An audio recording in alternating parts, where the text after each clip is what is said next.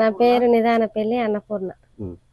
మాది కంచనపల్లి. అమ్మాయిలు చిన్న పిల్లలు అప్పుడే వదిలిపెట్టిపోయారు. మా అమ్మ మా నాయన ఈ జాగా మా అత్తగారు ఇస్తే కట్టుకొని బతికిన ఇల్ల దొడ్డి జాగా.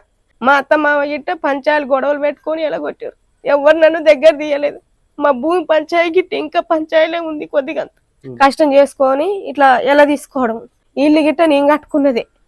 ఏం పని చేస్తారు? నేను కూలినాలు చేసుకుని బత్త. ఇప్పుడు ఈ రేకుల ఇల్లు ఇది ఉంది కదా, మరి ఇప్పుడు మీకు ఇందిరమ్మ ఇల్లు ఇది ఏం రాలేదా? ఏం రాలేదు. ఏంద్రమ్మ ఇల్లు గిట్ట నాకేం రాలేదు. గవర్నమెంట్ స్కూళ్ళనే తోలిచ్చిన. వాళ్ళు ఇద్దరిని చదివించుకుంటేనే నేను బతుకుతున్నా కూలినాలు చేసుకొని. నా బిడ్డ గిట్ట ఫోర్స్ అంటే చాలా ఇష్టం ఆమెకు. ఆమె చిన్నప్పటి నుంచే కష్టపడ్డది. ఆమె ఎట్లా వెళ్ళారు కేటీఆర్ దాకా? ఎట్లా వెళ్ళారు అంటే అక్కడ మేడం డాక్టర్ మేడం తీసుకెళ్ళింది. మా పిల్లని మమ్మల్ని తీసుకొని పోయి మా బుజ్జిని ఎన్నిసార్లు తీసుకుపోయి చూపించింది. స్పోర్ట్స్ కంటే ఆమె చిన్నప్పటి నుంచి అలా మేనమామ గిట్ట అదే వాలీబాల్ వాడేది పెద్ద ఆయన.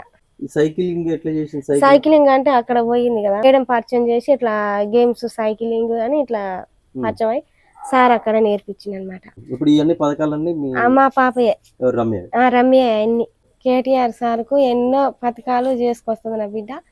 ఇట్లా ఎన్నిసార్లు అవకాశంగా గెలిచి వస్తుంది. అన్నిట్లల్లో ఆయన మాట ప్రకారం ఇచ్చిన మాట ప్రకారంతో అన్నిట్లలో వస్తుంది నా బిడ్డ. మాకు ఎంతమంది కాడి పోయినా ఎవరు సాయం చేయలేదు. ఇలా కేటీఆర్ సార్ సాయం చేసిండు మాకు. మా బిడ్డకు సైకిల్ ఇచ్చినందుకు ధన్యవాదాలు. ఆ సార్కు మేము అందరం రుణపడి ఉంటాం ఆ సార్కు.